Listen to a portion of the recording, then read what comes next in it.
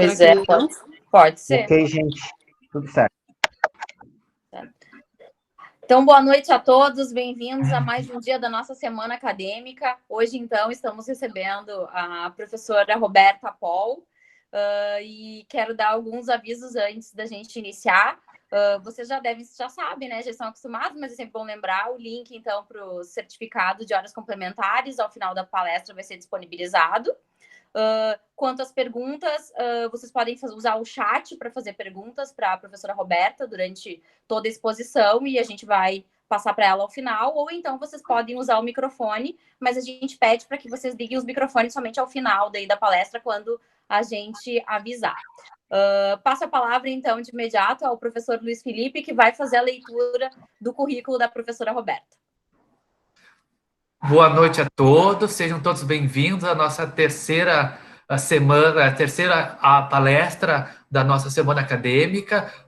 Se vocês estão observando, são temas atuais, temas curiosos, temas instigantes que nos fazem debruçar sobre a ciência do direito e ratificando aquilo que eu sempre falo em aula. O direito em movimento, o direito vai buscando sempre estar correndo atrás do prejuízo da nossa evolução cultural e social. E hoje vamos ter uma palestra com um tema interessantíssimo, um tema muito atual, novo, que o direito está, e vamos tentar descobrir com a nossa palestrante, a doutora Roberta Paul, se o direito tem ou não, tem que se interessar por esse assunto, se esse assunto envolve as liberdades individuais de cada um, a sua pertinência com o direito constitucional, com as liberdades individuais, lá como estudamos as liberdades de primeira dimensão. Então, é um tema totalmente envolvido com o nosso contexto, com o conteúdo que nós estamos estudando. Sejam todos bem-vindos, aqueles que são alunos do Direito Constitucional, os demais alunos que já foram do Direito Constitucional também, um grande abraço, saudade de todos, sejam todos bem-vindos, obrigado pela audiência, pela participação, ratifico o que a professora Aline já disse, perguntas, então, ao longo da explanação aqui, e depois, ao final, a gente faz um grande debate e todos vão poder participar e dar sua contribuição. Lembrando que aos colegas do Direito Constitucional já tem um texto da professora sobre esse assunto lá disponibilizado no Moodle, para quem quiser se aprofundar sobre a temática. Então, já está lá para os colegas do Direito Constitucional 1, um texto sobre esse assunto, que foi recém saiu do forno, é um texto de fevereiro de 2020, da professora. Então, está lá à disposição para aqueles que se interessarem e quererem se debruçar sobre essa questão. E mais uma vez, então, dou as boas-vindas à professora Roberta, ela que é doutoranda em Direito pela PUC, aqui do Rio Grande do Sul, mestre em Ciências Criminais pela PUC, também do Rio Grande do Sul, especialista e graduada em Direito pela Universidade Estácio de Sá, lá do Rio de Janeiro, é professora de Direito Penal e advogada criminalista do escritório Fayette Advogados Associados. É com muito prazer, então, que damos início a essa noite, essa terceira noite de discussões da nossa semana acadêmica. Professora Roberta, bem-vinda, a palavra é sua, e vamos, então, ao que interessa, descobrir um pouco mais sobre essa temática que já vem apresentando diversas indagações. Eu estou muito curioso pela temática, então, a palavra é toda sua. Boa noite a todos e boa palestra. Muito obrigada. Uma boa noite, né? É um prazer enorme estar aqui hoje conversando com vocês na semana acadêmica do curso de Direito da FTEC, né? Eu gostaria de agradecer o espaço de fala aí concedido pela instituição em nome dos mediadores, né, da Prof. Aline e o Prof. Luiz. Prof. Aline, né, já somos, gosto de utilizar a palavra companheiras, né, porque já são aí não sei quantos anos estudando, aprofundando e trazendo temáticas tão inovadoras quanto estas, né, porque eu costumo dizer que é cansativo para nós, operadores do direito, ainda mais nós que já estamos aí há alguns anos trabalhando, né, falar sempre sobre a mesma coisa, né, parece que a gente fica cíclico e não sai do nada e não chega a lugar nenhum. Então, eu tenho aí, acho que como uma missão acadêmica, né, de sempre estar tentando trazer temas novos, né, trazer pesquisas que estão sendo discutidas lá fora e que, de alguma forma, podem implicar, daqui para frente, pode parecer uma loucura, né, eu falar com você sobre robôs sexuais, mas em pleno século XXI eu diria para vocês que é necessário, porque é algo muito, muito, muito atual e vai ser cada vez mais recorrente. Isso em razão, principalmente, né, da profundeza com que a tecnologia vem aí nos afetando, né? A forma como nós, seres humanos, passamos a interagir, principalmente, né, durante este ano, e de forma muito incisiva, foi através do uso da tecnologia, né? Então, não é utópico a gente pensar que as esferas mais íntimas aí da vida privada podem vir a ser afetadas pela tecnologia. Essas novas interações, né, elas afetam também a maneira pelo qual os seres humanos aí se comportam uns com os outros, né? E o direito, ele tem que estar preparado, ele tem que estar em consonância. Apesar da gente dizer, né, que o direito é estático e a sociedade é dinâmica, a gente não pode mais trabalhar com esse conceito, né? A gente não pode mais viver num mundo de que as mutações sociais acontecem e parece que o poder legislativo está sempre correndo atrás do prejuízo. Isso não pode acontecer mais, né? A nossa sociedade exige uma postura diferente. Tanto é que, e já entrando um pouquinho na temática, os delitos sexuais antigamente eram tão somente aqueles que a gente punia, né, com contato, né? Havia necessidade de uma violência física. E atualmente isso acaba se transbordando aí para o mundo virtual. Recentemente, o nosso Tribunal de Justiça julgou um caso aí de estupro virtual, né? Não sei se vocês se recordam do caso, mas foi um caso muito famoso, inclusive foi um caso lá do escritório, foi defendido por nós, esse acusado, enfim, que foi um estudante de medicina da PUC, né, que foi aí, enfim, se comunicava, né, com um menino que tinha 10 anos à época, através desses chats virtuais. Esse menino residia em São Paulo, e através de uma rede social, enfim, por áudio, vídeo, como nós estamos aqui conversando agora, esse estudante de medicina manteve conversas aí de cunho sexual, inclusive algumas delas a vítima estava sem roupa, né, e isso seria, assim, surreal, né, a gente pensar que poderia vir a ser responsabilizado por estupro, né? Como assim? Né? Cadê a conjunção carnal? Cadê os atos libidinosos diversos da conjunção carnal? Cadê as elementares do tipo previstas lá no artigo 217-A? Não existe. Mas, enfim, a polícia acabou descobrindo, principalmente por conta de uma denúncia do pai da vítima, né? Fez a investigação e descobriu, né, que além deste fato típico, aquele estudante ainda tinha cerca mais de 12 mil imagens de conteúdo aí pornográfico infantil. Como visto, a realidade de crimes sexuais virtuais não é matéria futurística, tá? Ela está presente na nossa realidade, assim como a possibilidade da gente ter robôs sexuais. Bom, a utilização aí de objetos, né, sexuais pela humanidade, não é algo recente, tá? É algo aqui que remonta a muitos anos. Se vocês tiverem a oportunidade aí e quiserem se interessarem pela temática, eu trouxe neste artigo que eu escrevi em coautoria com o professor Fábio Faetti, fiz um aparato histórico ali, trazendo diversos objetos sexuais talhados em pedra, enfim, de milhões de anos atrás. Então, não é algo recente, tá? O universo da tecnologia que acabou aí se relacionando com estes objetos sexuais acabou transformando a sua utilização, né? E a partir disso é que surgem alguns questionamentos. Primeiro, nós temos aí a criação, né? Haveria necessidade de criação de novos bens jurídicos a serem protegidos pelo nosso sistema penal, né, diante aí da possibilidade de nós termos, né, robôs sexuais. Existem limites, né, para a utilização, para a atuação desses robôs sexuais? Isso fere a vida privada, a intimidade? Qual seria o núcleo jurídico aqui, né? E outra, existe uma compatibilidade jurídica, né, desses sistemas inteligentes com o nosso sistema, né, com o nosso ordenamento jurídico? São algumas aí de alguns questionamentos que acabam surgindo.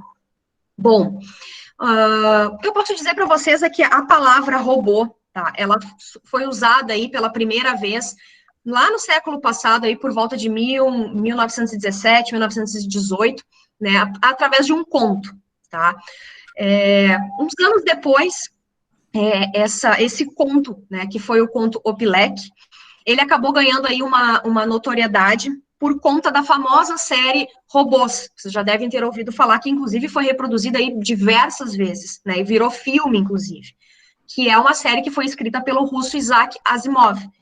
Ele aqui, que, apesar de não ter sido ele, né, que cunhou a expressão, que né, inovou neste sentido, ela ficou famosa por conta, né, desta série escrita pelo russo.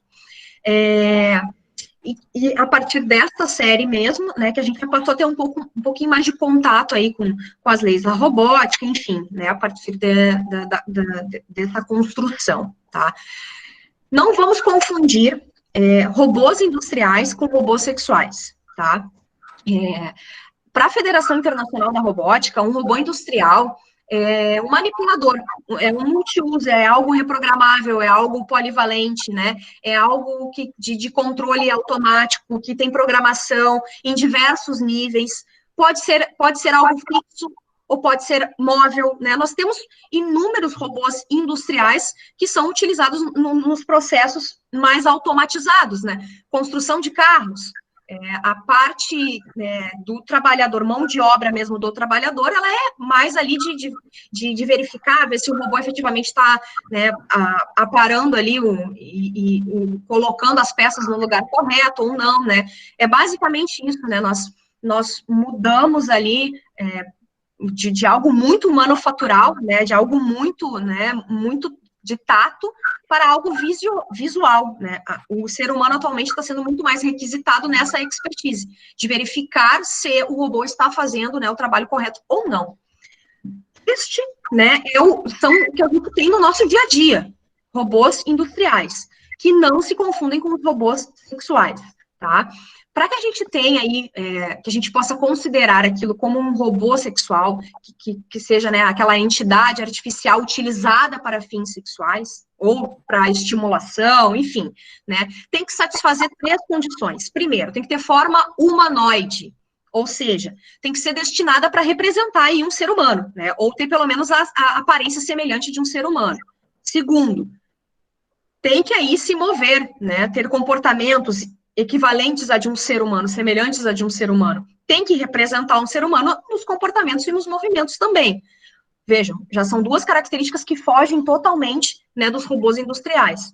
E o terceira condição, tem que ter algum grau de inteligência artificial, ou seja, esse robô ele tem que ser capaz de interpretar e responder à informação que é dada a ele naquele ambiente. Tá?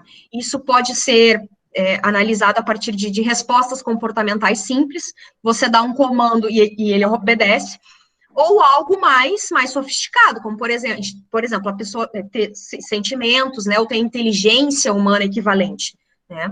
Então, nós temos que ter forma humanoide, né, movimento semelhante ao ser humano e algum grau de inteligência artificial. Bom, os robôs sexuais também divergem daquilo que a gente denomina, né, de brinquedos sexuais ou bonecas sexuais. Por quê?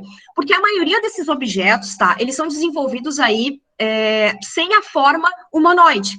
Falta. Na verdade, são representações de partes do corpo. É isso que a gente encontra, né, nessas lojas, sex shops. Representações de partes do corpo. Você compra um objeto que representa parte de algum corpo, parte, né, de algum órgão do corpo humano. Ponto. Isso não é um robô sexual, isso não é considerado um robô sexual, tá? Essas representações, elas até podem ter algum movimento humano, como vibradores que têm movimento, mas esses objetos são despidos de inteligência artificial, não tem, falta ali, né, aquela capacidade, de interpretar e de responder aos comandos que são dados aí pelo ambiente. Tá?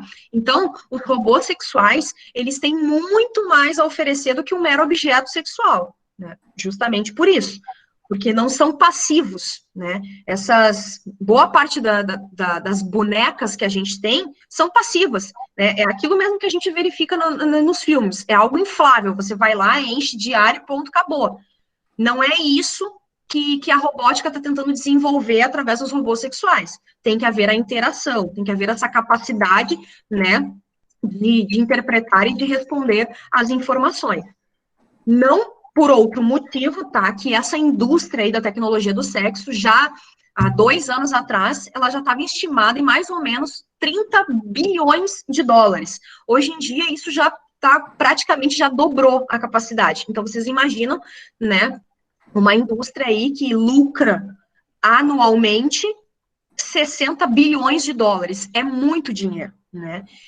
Os robôs sexuais, eles representam aí o que tem de mais novo na indústria tecnológica do sexo atualmente. Os investimentos superam filme, podcast, mídia, tudo que vocês possam imaginar, tá? Atualmente as empresas, elas têm se debruçado sobre isso. Os preços, tá, de um robô sexual aí variam de 5 a 15 mil dólares. Então, vejam, não é algo barato, né? A gente contabilizando aí que o dólar esteja R$5, né, faz 5 vezes 5, 25 mil reais um robô sexual. É uma tecnologia caríssima ainda, por isso que gira, né, tanto dinheiro em torno disso, tá? O primeiro principal problema, né, que nós temos aqui, esses robôs, eles são projetados aí com características, via de regra, altamente sexualizadas, né? Então, são as atrizes de filme, né? Segundo problema, nós podemos criar robôs sexuais com a forma que a gente quer. Forma de animais, forma de crianças, forma de adolescentes. Eu posso criar um robô a partir de um artista que eu vejo na televisão. Eu posso criar um robô da mulher do vizinho. Vejam, nós temos diversas implicações aqui, né, de violação à intimidade e à vida privada. Ponto, né, primordial para vocês guardarem essa informação. Quais são aí os problemas que a gente tem por trás da ausência aí de uma delimitação jurídica nessa temática? Primeiro, existe aí a presunção, tá, uma presunção de que por trás do desenvolvimento desses robôs sexuais, a gente estaria aí tentando criar um substituto artificial para interações que a gente não tem, né? Então, as pessoas criam, né, os robôs sexuais porque elas gostariam de estar próximo de algo que, via de regra, elas não podem ter. Então, a gente cria um robô sexual porque gostaria de ter algo que seja mais próximo da coisa real que a gente não pode ter. Volto a falar, a questão da construção de robôs com forma de crianças, com forma de adolescentes, com forma de animais, com a forma de um artista famoso, com a forma de alguém, imagina, faleceu alguém na família, né, aí você perdeu o marido, vou lá e construo um robô tal qual ele era.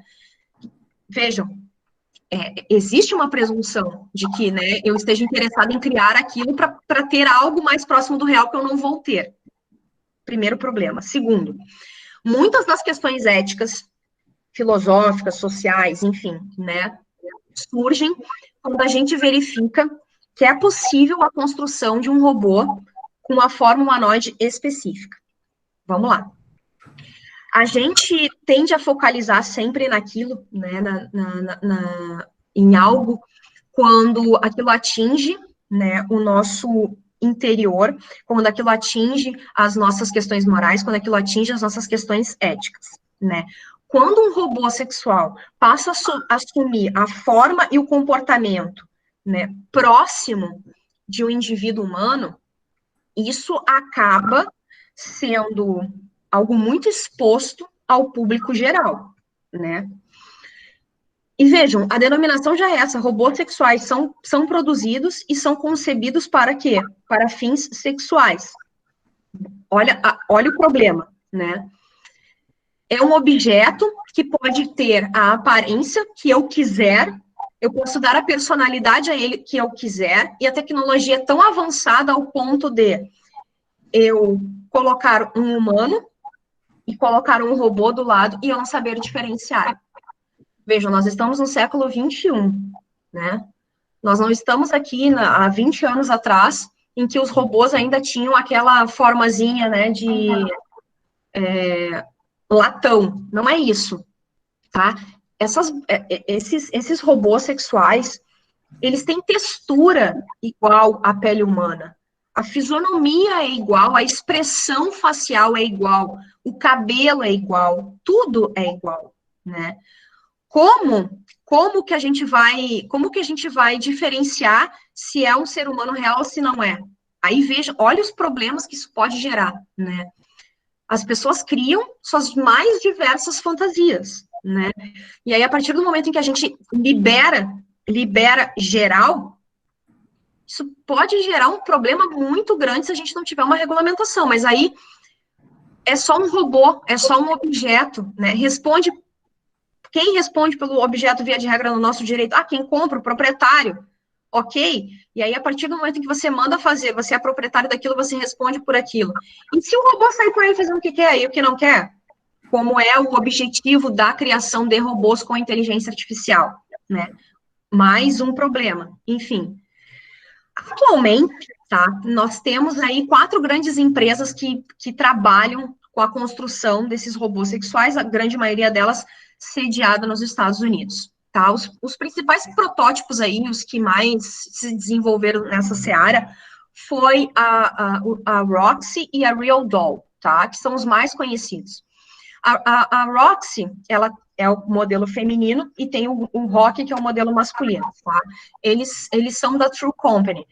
Foi apresentado aí para o público pela primeira vez no ano de 2010 em Las Vegas, tá? Numa conferência de entretenimento adulto. Recebeu muita atenção quando da divulgação, por quê? Porque ele tem a forma humanoide, é personalizável de várias maneiras, o indivíduo pode escolher rosto, penteado, comportamento, cor de pele, cor dos olhos, tudo. É como se a gente, né, se assumisse um papel de Deus agora e resolvesse criar a forma que quisesse, ponto, né? O consumidor aí do robô Roxy pode programar ele com diversas personalidades que ele quiser. O robô interage com o ser humano, ele consegue mexer a cabeça, ele consegue mexer partes do rosto quando fala. A única coisa que o robô não faz ainda é andar, tá? Ou mover aí os membros sem o auxílio do humano. Enfim. Mas tem batimento cardíaco, tem sistema circulatório, a aparência visual é igual uma humana, né? O outro protótipo, que é o conhecido aí mundialmente também, é o Real Doll, né? Foi desenvolvido pela Apps Creation, que é especializada, essa empresa é especializada na produção de bonecas sexuais em silicone, ou seja, tato, muito próximo, né? Membros totalmente articuláveis, ou seja, se mexe, né? Tem características aí próprias, né? De forma humanoide, características próprias, né?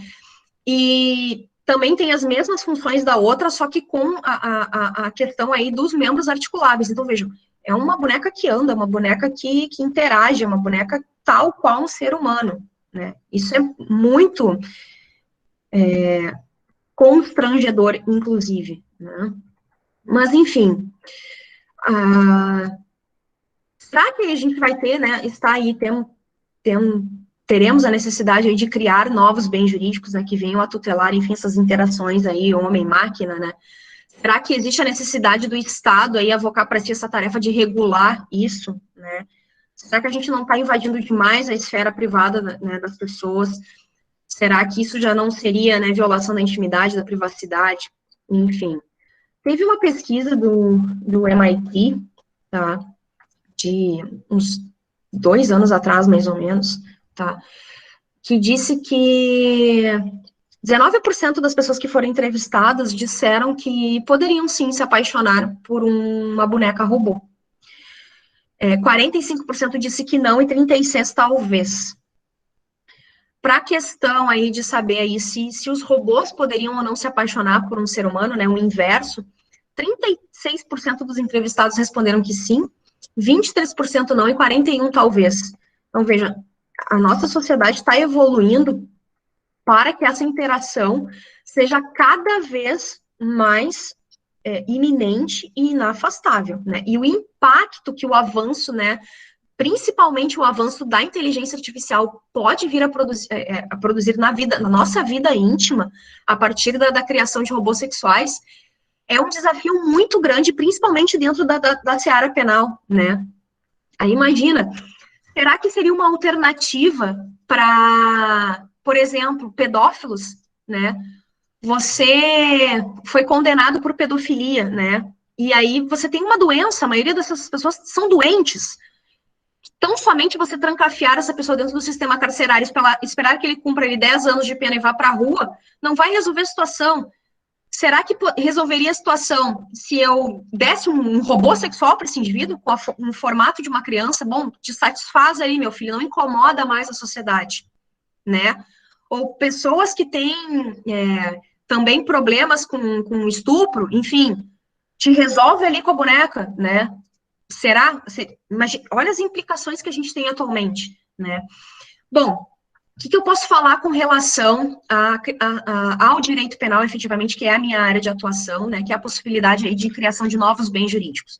Toda vez que a gente fala, né, em bem jurídico, a gente tem que necessariamente passar aí pela compreensão de um princípio da ofensividade, né? Que é um dos pilares do nosso direito penal. Ou seja, eu só posso criar, né, novos bens jurídicos na concepção do direito penal quando há uma violação direta, há uma lesão direta, né,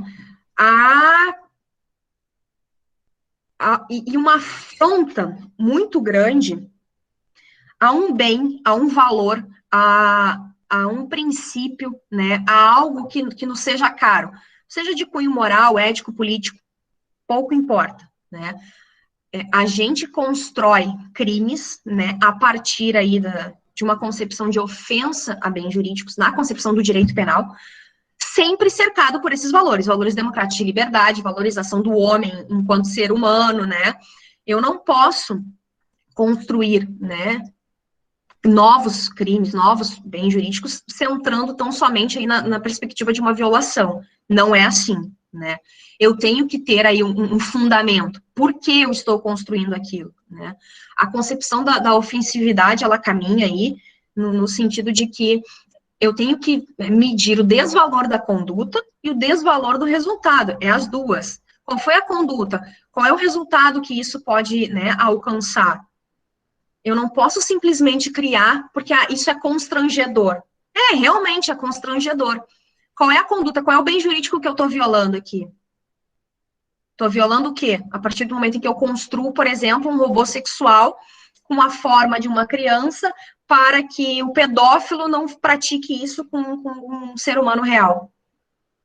Qual é o bem jurídico atingido? Qual é a ofensa? Sem pensar em questões morais, né? Sem pensar em questões éticas, filosóficas, não. Vamos pensar a partir de uma perspectiva penal.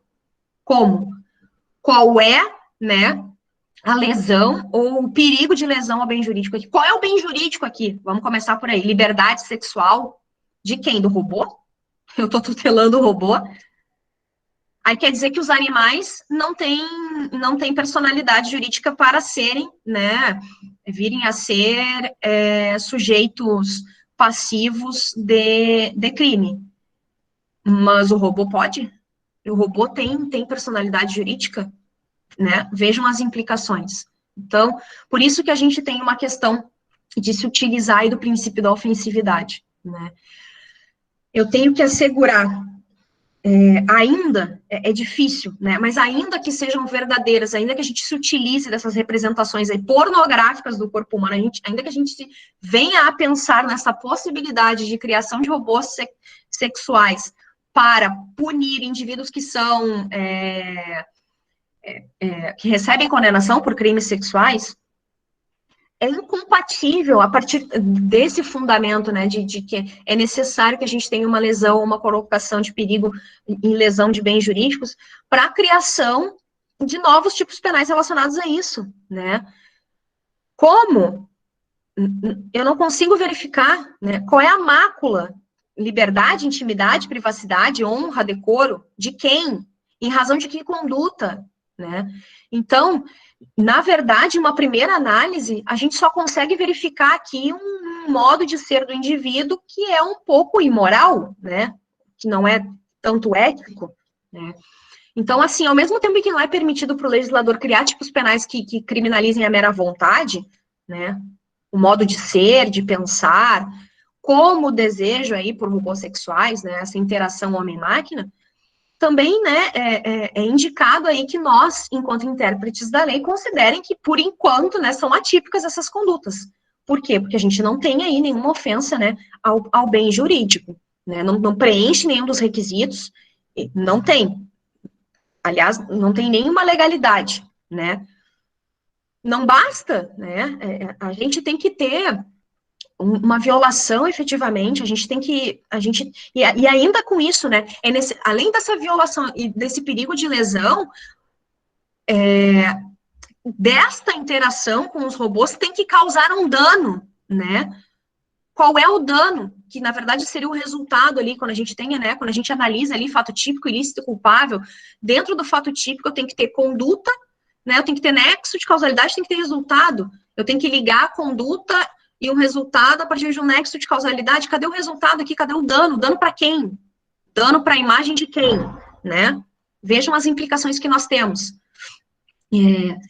Enquanto essa interação, né, se mantiver aí somente entre homem e máquina, sem ofensa a nenhum bem jurídico, né, sem a existência de danos, né, a gente não consegue falar, né, em incompatibilidade jurídica desses sistemas inteligentes no nosso ordenamento jurídico. Volto a dizer, ainda que a gente considere imoral, antiético, né, que vai contra os nossos valores morais, princípios, enfim, né, não tem. E outra, ainda que a gente viesse, né, a criar um bem jurídico específico para isso, tá? Eu vou estar criminalizando a vontade, a mera vontade do indivíduo, da mesma forma que eu vou lá e faço uma tatuagem, ou vou lá, furo a minha orelha, é a minha vontade, não tá perspassando a esfera individual, a não ser que eu considere que o robô sexual tenha uma personalidade. E aí quem vai ser atingido é ele, né? Quem vai ser atingido é o robô. E aí quem vai responder pelo robô? É o próprio robô? Ou quem desenvolveu o software, ou quem colocou o objeto à venda no mercado, né? Vejam, o mesmo problema que nós temos atualmente com relação aos carros autônomos, né, a construção de carros autônomos, quem vai responder, né? Se eu, Roberta, compro um veículo autônomo, estou sentada no banco de trás, o carrinho está me levando, né? Se esse carro vier a bater em alguém, é eu, Roberta, que respondo? Eu não estava nem dirigindo, estava sentada no banco de trás, mexendo no meu Instagram, né? Quem vai responder? O desenvolvedor do software? Quem vendeu o carro? Também não. A Roberta, que não estava nem dirigindo. Vejam as implicações que nós temos atualmente com relação a isso. A temática é muito complexa, tá? O que eu posso dizer para vocês, com relação ao direito penal e com relação aos robôs sexuais, é que se eu viesse a criar um bem jurídico a ser protegido e tutelado aqui, eu estaria criminalizando a mera vontade, né? O modo de pensar, o modo de ser.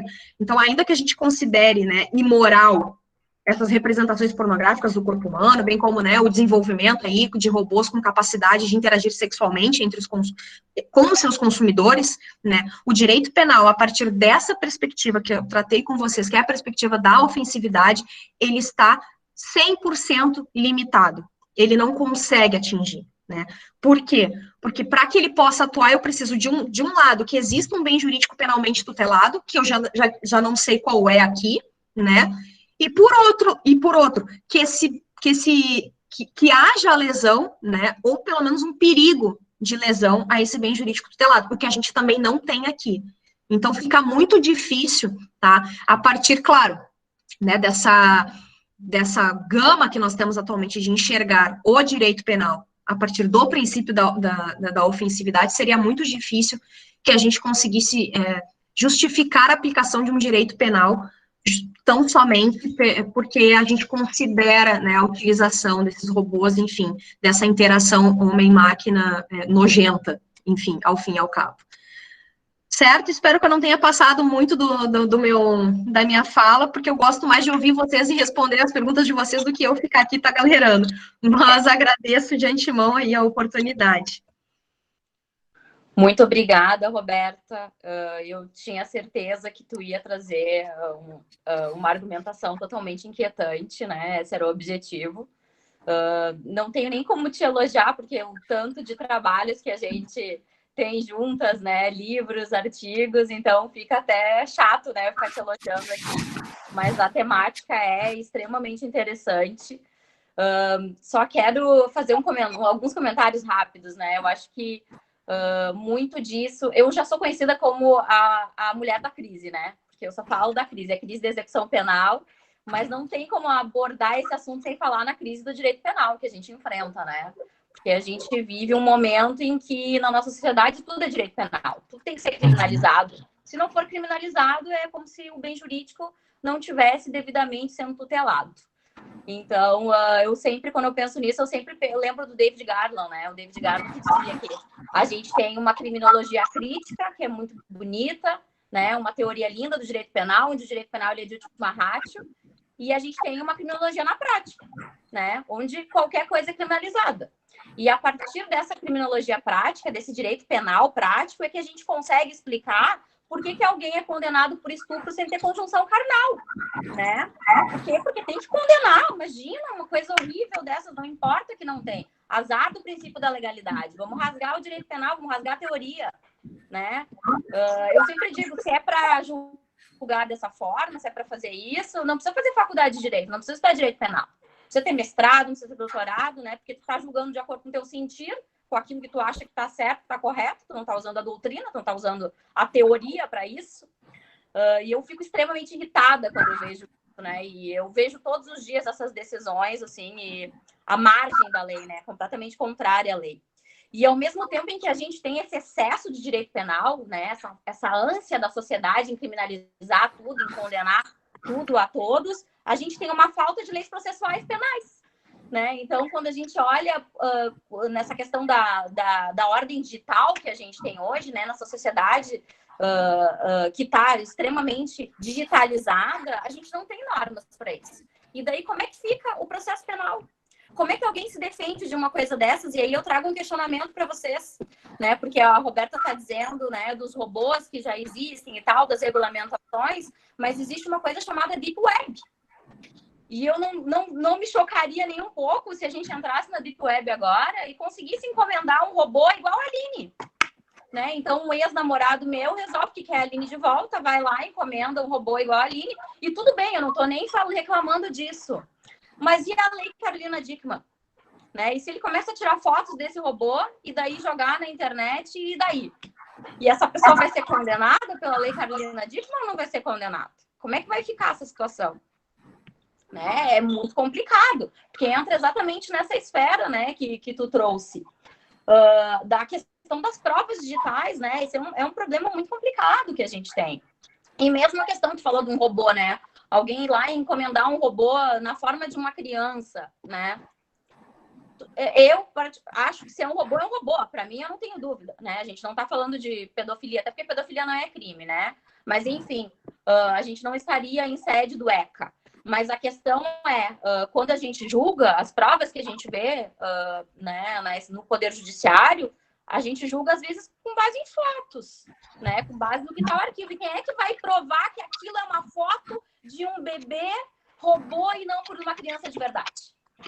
Como é que faz, né? Na verdade, o que vai acabar prevalecendo é, mais uma vez, o critério do julgador, né? E aí a gente tem mais um segundo problema, que é o problema do ativismo judicial, que inclusive a gente já trabalhou um pouco aqui com o Daniel, né? Que tem... Eu respeito muito o Daniel é super meu amigo, mas tem um posicionamento completamente diferente do meu em relação à questão do ativismo judicial, né? Obviamente por ser penalista, né? Então, quando a gente é penalista, a gente tem medo, né? Porque a gente está tratando da liberdade. Então, assim, quero te parabenizar por trazer, né, esse assunto. Eu acho que essa é uma questão que a gente tem que pensar. E não só na questão dos robôs virtuais, mas na questão das provas digitais, né? A gente está num terreno muito perigoso. E principalmente porque existe essa criminologia prática que é aplicada a todo momento na nossa sociedade, né? E que é completamente à margem da lei, porque lei penal não precisa, né? É quase que como se todo mundo julgasse, os juízes, os doutrinadores, julgassem de acordo com o seu sentir, né? Na base da moral, como tu falou. Né? Então, assim, quero te parabenizar por mais uma vez trazer um assunto extremamente impactante, né, que faz a gente pensar em todas as implicações, né, e só fazer esse alerta, né, por mais que tu já fizeste, né, mas mais uma vez, né, por mais que a gente ache que alguma coisa não é moralmente adequada, né, o direito penal, ele não pode ser baseado na moral, né, o direito penal, ele é baseado em proteção de bens jurídicos. Então, eram esses comentários que eu queria fazer, te elogiar mais uma vez, né? Apesar de não ser uma pessoa isenta para fazer isso, em razão da nossa relação, nossa história, nossa parceria de sempre. E quero já passar a palavra, então, para o professor Luiz Felipe para algumas considerações também. Mais uma vez, então, parabéns, reiterando aqui as palavras da professora Aline pela brilhante palestra, por trazer esse conteúdo tão novo, tão atualizado para nós. Eu também concordo, acredito que essa é uma questão, nesse atual momento da nossa conjuntura e evolução civilizatória, ainda da esfera privada, né? O Estado ainda o Estado ainda não foi provocado o suficiente para regulamentar esse assunto, pelo menos no nosso ordenamento jurídico. Talvez seria até uma necessidade de um processo constituinte novo para ter uma Constituição que reconheça esse tipo de conduta ou de bem jurídico, para depois falarmos do direito penal. E quando o assunto chegou para mim, eu até pesquisei um pouco, eu já verifiquei que em alguns países o assunto já vem sendo, o assunto não juridicamente, mas a utilização das bonecas robôs já é uma frequente, inclusive na Rússia, na época da Copa do Mundo, já existia um bordel com bonecas para atenderem, né, os turistas que chegassem até a Rússia, e a reportagem dizia ali que era em torno de R$300 a hora para participar, né, da interação com a boneca. E eu te pergunto, porque eu não achei onde eu pesquisei, se já existe algum país do mundo que trouxe algum tipo de regulamentação, ou segue nesse mesmo entendimento que nós temos tendo aqui, que é algo da esfera privada, que o Estado não deve intervir, ou deve intervir, agora me pensando alto, na esfera do direito do consumidor. Eu compro a boneca, ela não funciona, eu vou reclamar como eu compro um alfinete, né, que não atende à sua necessidade, mas o Estado, há algum Estado no mundo que já avançou ou continua tratando como algo da esfera privada? Prof, pelas minhas pesquisas, tá, os Estados Unidos é o país que mais tem avanço nessa seara, tá? Mas eles tratam lá como uma relação de consumidor, ou seja, se tem um problema, você reclama com o fornecedor, né? Se está aviltando a honra, a intimidade, a vida, você reclama com o fornecedor, né? Então, eles tratam lá como um objeto, né? Como um bem, um serviço, você reclame com o fornecedor. Não tem, a temática não é tratada na seara penal e também não é uma responsabilidade do Estado, por enquanto, né? Sim. Por enquanto. Porque a gente não sabe as implicações que isso vai ter daqui a 10, 20, 30, 40 anos com o avanço da tecnologia, principalmente com a questão da inteligência quântica, né, que é capaz, assim, de fazer coisas que a gente nem imagina, né? Se a inteligência artificial já consegue fazer tudo isso que a gente está verificando aqui, com a criptografia quântica, você não saber. Inclusive, eu tenho, essa semana passada, saiu uma reportagem de magistrados, acho que foi nos Estados Unidos, que eles estavam conversando em audiência e em um determinado momento eles colocaram um robô para testar. E mais de 50% dos magistrados não sabiam se estavam respondendo questionamentos de robô ou de um ser humano.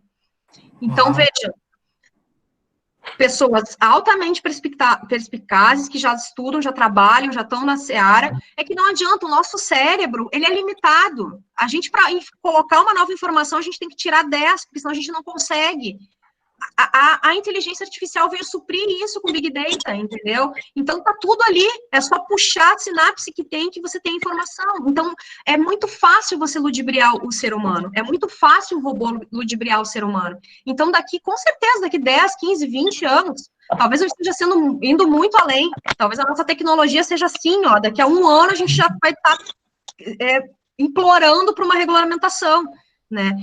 num sentido de que o Estado venha intervir. Por quê? Porque nós somos seres humanos altamente falíveis, né? E a nossa imaginação é muito fértil. Então, para a gente criar e gerar problemas entre nós mesmos é muito grande. Então, respondendo efetivamente a tua pergunta, os Estados Unidos é o país que está mais avançado nesse sentido, mas ainda não há uma regulamentação pelo Estado, ainda fica a cargo aí das relações de consumo. Ok, muito obrigado. Bom, nós temos algumas perguntas aqui já. Só fazendo uma complementação, eu acho que se a gente... acho que tu vai concordar comigo. Acho que se a gente chegar a regulamentar no Brasil isso hoje, eu acho que vai ser... Com certeza vai ser pela proibição, né? Então, vamos proibir os robôs sexuais e, de preferência, vamos criar um tipo penal, né? Com uma pena bem alta, que é para resolver o problema. Bom, tem uma pergunta aqui do Rafael. Ele quer saber se isso não poderia estimular atos futuros contra crianças. Afinal, é uma simulação de criança, isso poderia ser, né? Um robô poderia ser feito a partir de uma simulação de criança. Então, se tu acha que não poderia estimular atos futuros contra crianças, né? No caso, pedofilia. Uma das principais críticas realmente é essa, né? Mas aí eu devolvo com uma pergunta para ele. Eu andando de saia na rua, eu estou estimulando pessoas a me estuprar, né? Então, assim, eu não posso transferir a responsabilidade para o objeto, tá? Eu estaria transferindo a responsabilidade para o objeto, e, na verdade, a responsabilidade é do ser humano. Então, é o ser humano que tem que saber utilizar o objeto, né? E saber que ele não pode ultrapassar aquilo. Se vai ou não, né? Perfeito. Inclusive, o Matheus aqui está dizendo que videogames geram pessoas violentas, então já vou fazer uma propaganda. Eu e a professora Roberta temos um artigo que trata exatamente sobre a questão dos videogames violentos. Pode colocar, dar um Google aí. Só para dizer que eu estou sendo bem sarcástico ali naquela minha frase ali, né? Ah, não, sim, claro, Matheus, eu sei. Bom, a gente tem mais uma pergunta aqui do Danilo. Oi? Em relação a essa questão do robô ali, que eu tinha perguntado para a professora Roberta, no caso, eu me referi àquilo porque, assim, a gente naquele momento estava falando de pedófilos, entende? Então, esse tipo de pessoa ela tem um estímulo diferente de pessoas comuns, né? Tanto que nem todo abusador sexual é pedófilo. No caso, nem todos eles agem só por compulsão, né, a um grupo específico. Então, por isso que eu perguntei se isso, nesses casos desses doentes sexuais, entre aspas, se não iria estimular eles a querer exteriorizar esse comportamento, porque ali ele tem a criança, mas assim, mesmo que a gente criasse um robô muito semelhante a nós, ainda não seria nós, entende? Então, faltaria vida, entre aspas, e isso né, não poderia vir a ocasionar, né, uma lesão a um ser vivo no futuro, entende? Por isso a minha pergunta. Rafael, eu sei que é difícil a gente conseguir visualizar atualmente, mas pensa num robô que você não consegue distinguir, não consegue. A textura, o toque, a temperatura da pele, tudo é igual, é idêntico, entendeu? Vai chegar um determinado momento na nossa sociedade que a gente não vai conseguir distinguir se é ser humano, se é humanoide ou se é inteligência artificial, tá? E eu coloquei essa questão aí de você utilizar os robôs como... Pensa comigo. Todo pedófilo que for condenado vai ter que passar o resto da vida com um robozinho do lado. Em vez de você enfiar essa pessoa dentro do sistema carcerário para virar boneco lá dentro, que a gente sabe que é isso que acontece, né? Bota a pessoa doente, vamos dar o tratamento que ela precisa. Bom, tá aqui o teu tratamento. Tá aqui, ó. Se você se desviar desse tratamento que você está recebendo, aí você vai ser, né, enfiado no sistema carcerário. Tô viajando aqui junto com vocês, tá? Mas eu gosto de buscar alternativas para essas finalidades da pena que a gente tem hoje que não se justificam, né? Por que eu vou colocar essas pessoas que são presas por estupro, enfim, com esses crimes, né, contra a criança, enfim, dentro do sistema carcerário, que não vai entender nada? Pior, vai sair dali sabendo roubar, furtar e estuprar, entendeu? É isso que acontece. continuando aqui, tem duas perguntas que eu vou unificar elas, porque eu acredito que são da mesma temática ou se aproximam. É a pergunta do Danilo e a pergunta da Kátia. O Danilo aqui pergunta se o robô perdendo a forma humanoide, ou seja, um robô se aproxima na forma de um animal, né? A gente poderia considerar ele nesse mesmo estilo que a gente está tratando aqui, ou seria perderia o seu foco, seria outra coisa. E daí a mesma coisa, a mesma pergunta também, prosseguindo, a Kátia pergunta em relação ao clone. Clone, robô sexual que não tem a forma humana, como tratar disso? Bom, para a gente considerar que é robô sexual, a gente tem que observar aquelas 3 condições que a gente viu, né? Então, se tiver... Para ser robô sexual, né? Tem que ter a forma humanoide, um movimento semelhante ao humano e o alto grau de inteligência. Então, para eu considerar robô sexual, tem que apresentar essas características, né? Eu não conseguiria incluir os animais, né, nisso. Seria um objeto com inteligência artificial. Ponto. Por uma questão de denominação, né? Agora, por uma questão de moral e ética, acredito que seja a mesma visão, né? Não vai diferenciar... De ter uma forma de um ser humano ou de um cavalo, as implicações morais e éticas são as mesmas, né? E aí vai da consciência de cada um, né? Infelizmente. E o clone? Se tivéssemos um clone, equipararia? Se tiver a forma, né, humanoide, sim, com certeza. Você está fazendo uma representação com forma humanoide, inteligência artificial, sim, com certeza, se equivaleria. Seriam os mesmos problemas, as mesmas implicações. A gente não tem regulamentação ainda nesse sentido. Danilo e Kátia, era exatamente isso. Mais algum complemento sobre a pergunta? Só escreva aqui no chat que a gente... Eu tenho uma complementação Pode falar, Danilo. Só para ver se eu compreendi, Roberta. Então, no momento que o robô ele está simulado no formato de um animal, ele perde a característica humanoide e deixa de ser um robô? Ou ele não? Deixa de ser um robô sexual, ele deixa de receber essa denominação. Vai continuar. Lembra que eu diferenciei no início da palestra robôs industriais de robôs sexuais? Ele vai continuar sendo um robô, mas não vai ser um robô sexual, não vai receber essa denominação, tá? Kátia, não sei, compreendi. quer fazer algum comentário ainda? Eu fiquei um pouco com dúvida, porque a questão era mais no sentido em relação à clonagem com uma pessoa, sabe, a aparência dela, como seriam as implicações aqui no Brasil, já que o direito penal não pode regular, a princípio, por enquanto.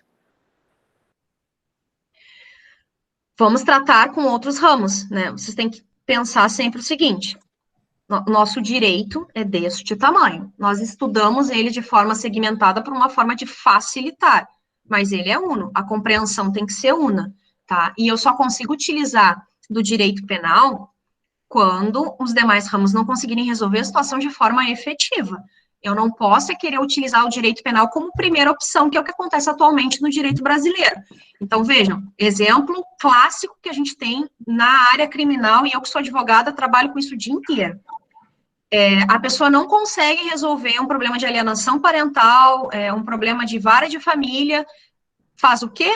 Faz um boletim de ocorrência por Maria da Penha na delegacia. Isso acaba virando um processo, o processo vai para o juizado de violência doméstica, nossas duas varas de violência doméstica aqui em Porto Alegre, a Aline deve saber melhor do que eu, estou com mais de 50 mil processos, tá? Então, assim, nós temos 100 mil processos de violência doméstica.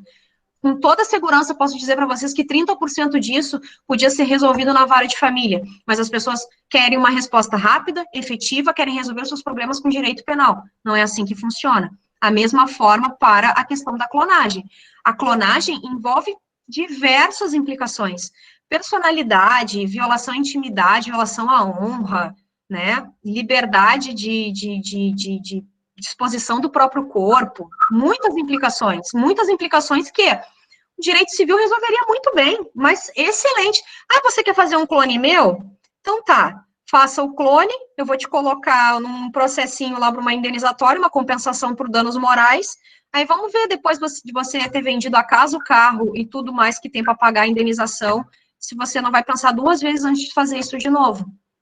Agora, será que seria necessário eu pegar essa pessoa e colocar dentro do sistema carcerário para resolver esse problema? Acho que não, né?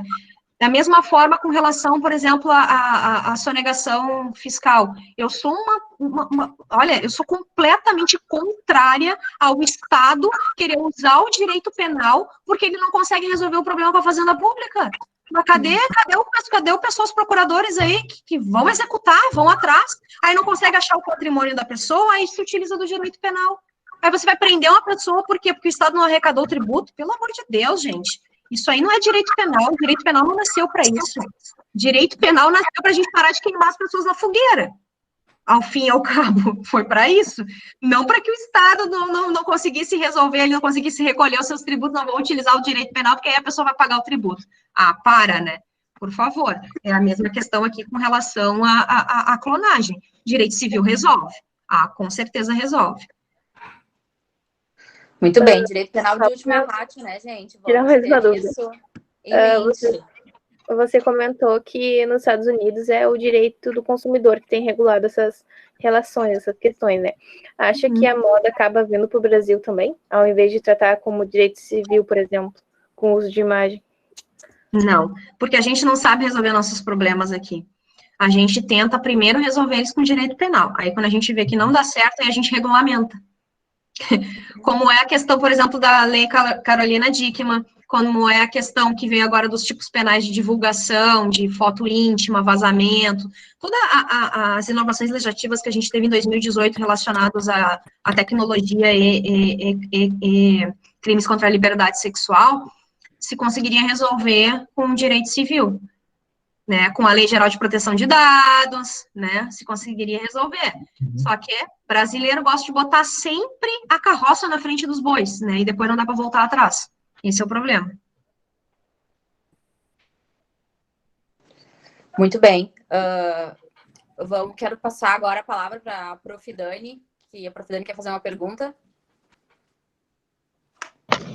Isso. Oi, boa noite, professora Roberta. É um prazer te receber aqui. A Aline fala muito em ti, né? A gente vê, ela escreve bastante. E hoje a gente teve a oportunidade de te conhecer, então seja muito bem-vinda. Uma coisa que eu sempre chamo muita atenção em todas as minhas disciplinas, independente da área que eu vou lecionar, enfim, eu sempre falo isso para os meus alunos, que é no sentido de que nem sempre regulamentar, né, ou criar uma lei vai resolver o problema. Aliás, eu concordo contigo que eu acho que a gente não vai conseguir resolver esses tipos de complexidades em se tratando de inteligência artificial, de novas tecnologias, com uma lei, né? Até porque o primeiro obstáculo, e aí o professor Luiz Felipe também vai concordar comigo, é o próprio processo legislativo, né? Até que, enfim, a gente tem o projeto, até que é aprovado, até que não sei o quê, quantos anos vai levar até que, enfim, a gente vai ter, então, uma lei para isso. E aí, pelo menos na minha área de pesquisa, que eu trabalho com nanotecnologia e direito, enfim, as questões do risco, a gente vem já há algum tempo tratando essas questões de não somente regulamentar a partir de leis, porque, enfim, como é uma tecnologia que tem uma dinâmica muito mais rápida, né, assim como também da inteligência artificial, o mecanismo legislativo não vai funcionar, né? E aí, o que a gente acaba propondo? Que a gente utilize de outros instrumentos com potencial regulatório, que não, né, da seara do direito, porque talvez esses outros tipos de instrumentos, eles poderiam nos dar um certo auxílio. E aí, fazendo essa correlação, mesmo que seja com a tua área, que seja penal, me veio a mesma ideia na cabeça, né? Porque eu estou falando aqui do civil, do ambiental, e tu tá, basicamente, mas que sejam por outras palavras, falando a mesma coisa, né? Que a lei por si só não vai conseguir suprir essa grande complexidade.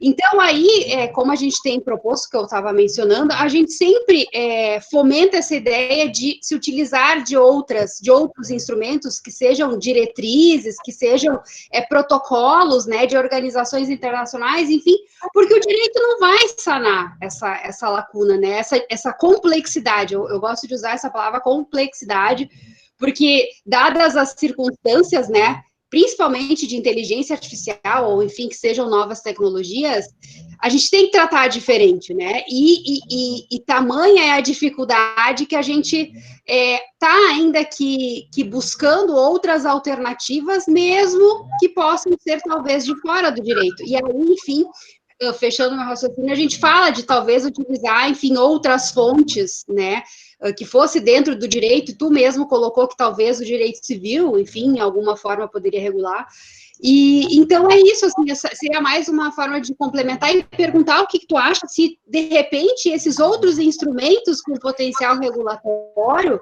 de outras áreas, que seja da tecnologia da informação, que seja da engenharia, enfim, se não seria talvez uma possível alternativa, ou que pelo menos minimizasse, enfim, um pouco esses problemas, que é o que a gente propõe, enfim, quando a gente estuda nanotecnologia e direito, né? Como é que a gente faz para minimizar esses danos em potencial, esses danos futuros? Então, eu só queria te ouvir um pouquinho a respeito disso, o que tu acha?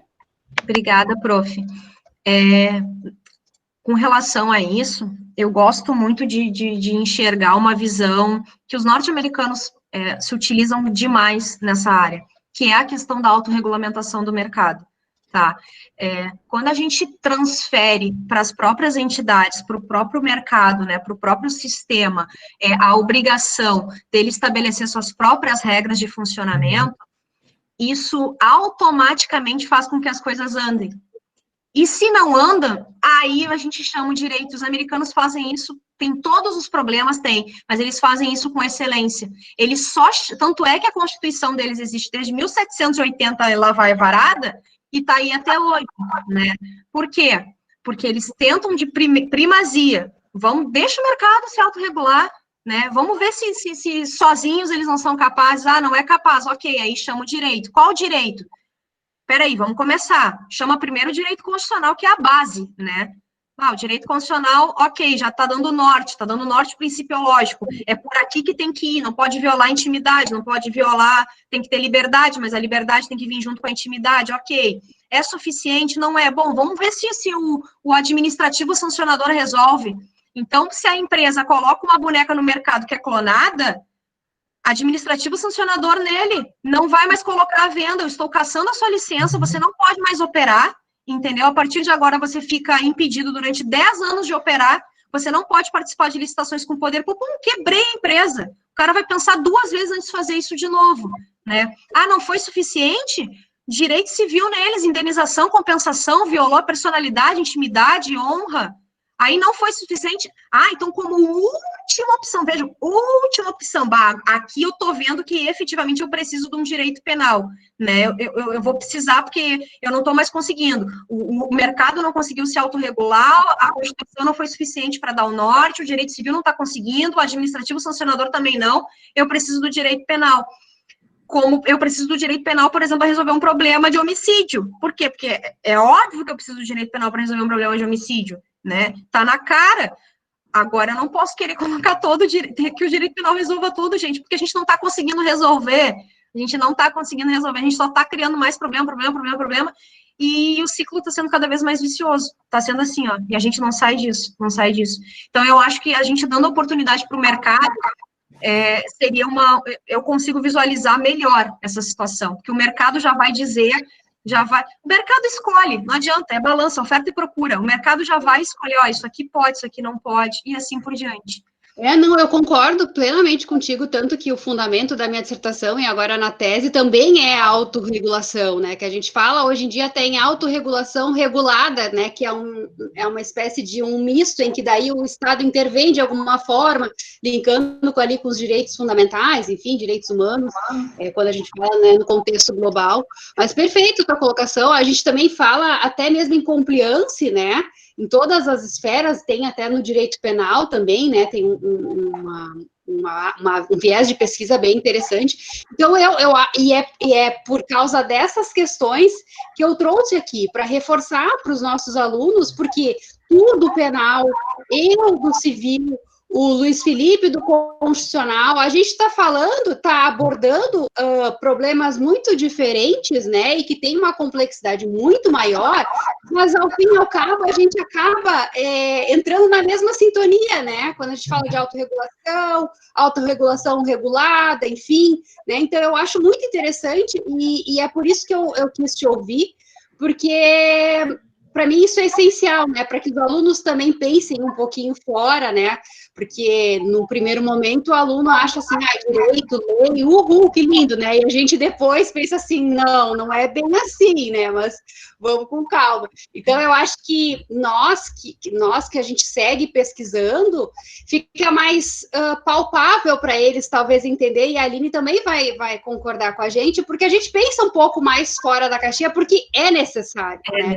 Então, é só por isso, assim, só queria complementar, queria te parabenizar, de fato, eu acho que a tua pesquisa me instigou também, eu nunca tinha parado para ler ou para pensar sobre isso, e aí, pesquisando na internet, enfim, também em alguma aula que eu não me recordo qual, a gente estava falando sobre isso, que no Japão ou na China, enfim, em virtude da falta de contato físico, que eles estavam já se utilizando de bonecos, né, para suprir essa necessidade humana, porque, enfim, e foi super legal esse teu tema, nossa, super interessante, até porque, como tu bem falaste, é algo que está aí, né, a inteligência artificial, ela está aqui, e nós teremos de lidar com ela, inclusive, a gente vai ter que dar um jeito de solucionar, né, ou de minimizar, enfim, de aparar as arestas, enfim, e tá aí o papel da academia, né, da pesquisa, e é por isso que eu te parabenizo por isso, tá? Muito obrigada mesmo.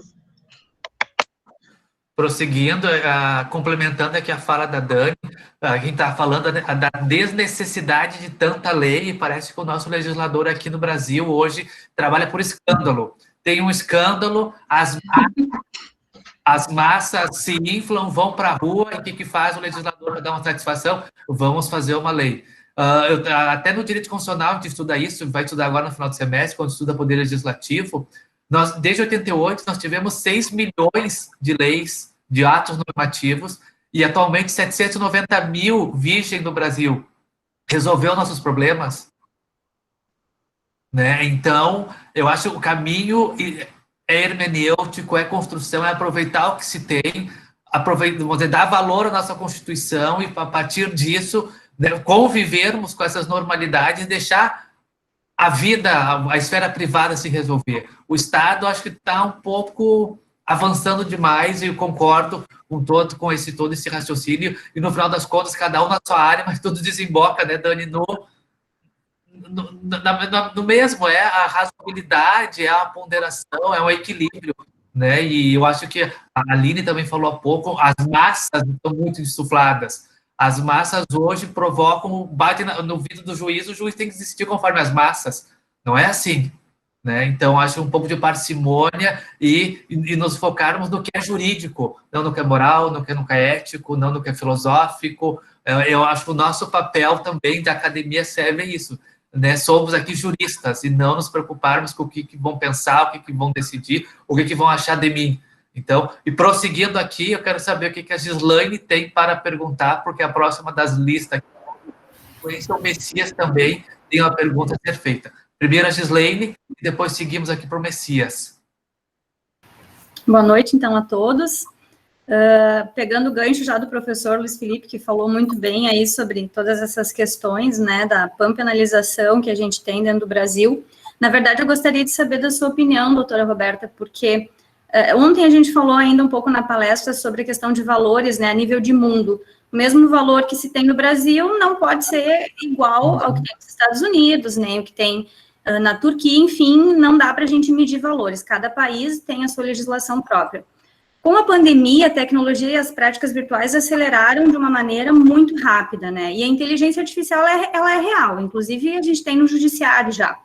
Será que nesse quesito, né, dos robôs sexuais, obviamente, nos despindo dessa nossa moralidade, desses nossos valores, dessa opinião particular que a gente vem muito carregado, principalmente falando por mim como aluna, será que a gente não estaria aí dentro, presente uma resolução ou uma solução para o número excessivo que a gente tem de crimes sexuais, visto, né, que a maioria desses casos de crimes sexuais são averiguados que os autores são doentes, né? Eu queria saber a sua opinião. Será que talvez aí, indo contra o que todo mundo talvez está pensando, a gente não tem aí uma outra situação?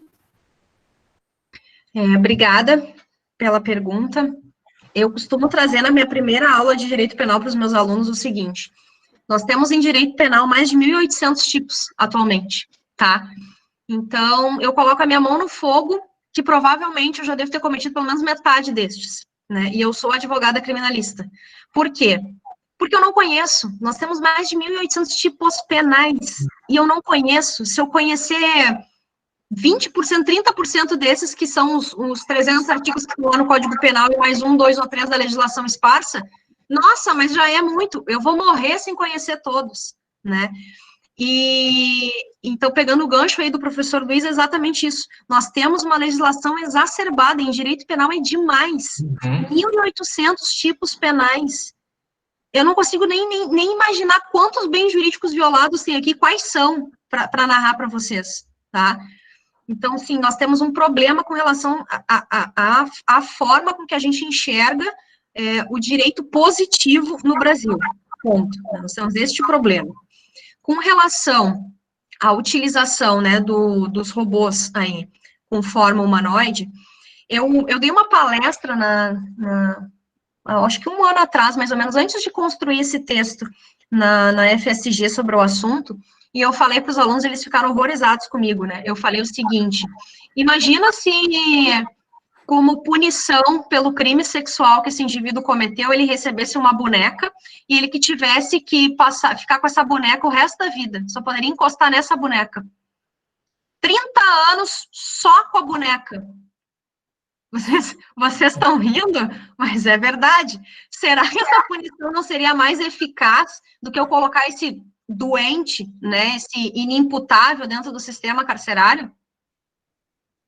Para pessoas que são doentes, que têm um desvio de personalidade, que têm um desvio, né, de caráter, inclusive, aqui, né, você obrigar o indivíduo a passar o resto da vida com aquela mesma boneca. Aí a boneca, com perdão da palavra, gente, tá toda surrada, toda usada, né, toda desmantelada, só tem essa boneca, filho. É isso que tu tem o resto da vida, né? Será que não seria melhor do que eu enfiar esse indivíduo dentro de um sistema carcerário e esperar que ele pague o mal que ele fez com a pena, retribuição, que ele venha a se ressocializar e não faça mais mal à sociedade, e a sociedade veja que, olha, você fez tal coisa, você vai receber tal punição. Vamos parar com esse ideal de prevenção geral, prevenção especial. Isso não existe, gente. Isso é só teoria. Isso para a prática e nada é a mesma coisa. Então, vamos começar a atuar com políticas criminais efetivas e que venham a trazer algum resultado. De repente, essa é uma. Você vai ter que ficar 20 anos com essa boneca. Tá? Eterna, eu estou exagerando, mas, enfim, qual é o tempo máximo de pena para o crime de estupro? De 8 a 20. Ok. Então, você está recebendo 20 anos, você vai ter que ficar 20 anos com essa boneca. Ao final dos 20 anos, você, por favor, entregue a boneca no poder. Não sei quem é que vai receber essa boneca, porque eu não gostaria de ser o cara que vai receber a boneca lá no judiciário, mas, enfim... Você, ao final dos 20 anos, você cumpriu a pena, você vai assinar o papelzinho e vai entregar sua boneca no Poder Judiciário. Se durante este período você vier a cometer de novo, bom, aí, meu filho, nós vamos, né, sei lá, tô pensando aqui com vocês, castração química, castração física, sei lá, internação compulsória em nosocômio. Do jeito que tá, não dá. Nós vamos continuar a ter cada vez mais crimes sexuais, virtuais, físicos, de todas as formas que vocês possam imaginar. Só um comentário, a Roberta agora acabou de terminar com a instituição do casamento, né? Com esse comentário a respeito de ficar 20, 30 anos com uma boneca. Eu sou realista, gente, eu não, né? Não, tudo bem. Ou ela encontrou uma solução, né? Eu salvei os casamentos, todos os casamentos, todos. Messias.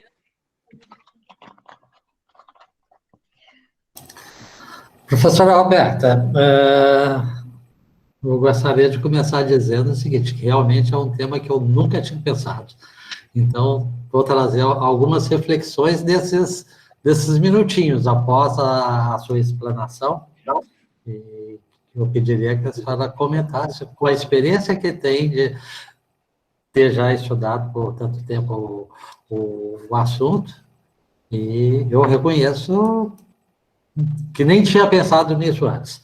Porém, eu gostaria do seguinte, cada um dos que está ouvindo, porque quando a gente fala em questões sexuais, o leque é muito grande de opinião das pessoas. Desde aquele que é extremamente arraigado com a moral, como aquele que se diz extremamente liberal, o que tem, cada um faz o que quer, e um não enxerga a posição do outro.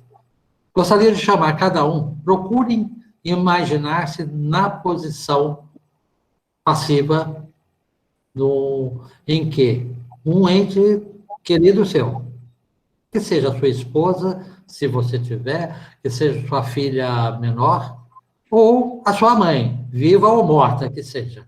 Aí todo mundo vai ter. Que tivesse uma boneca com as características dela. Que poderia estar passando de mão em mão por bandidos.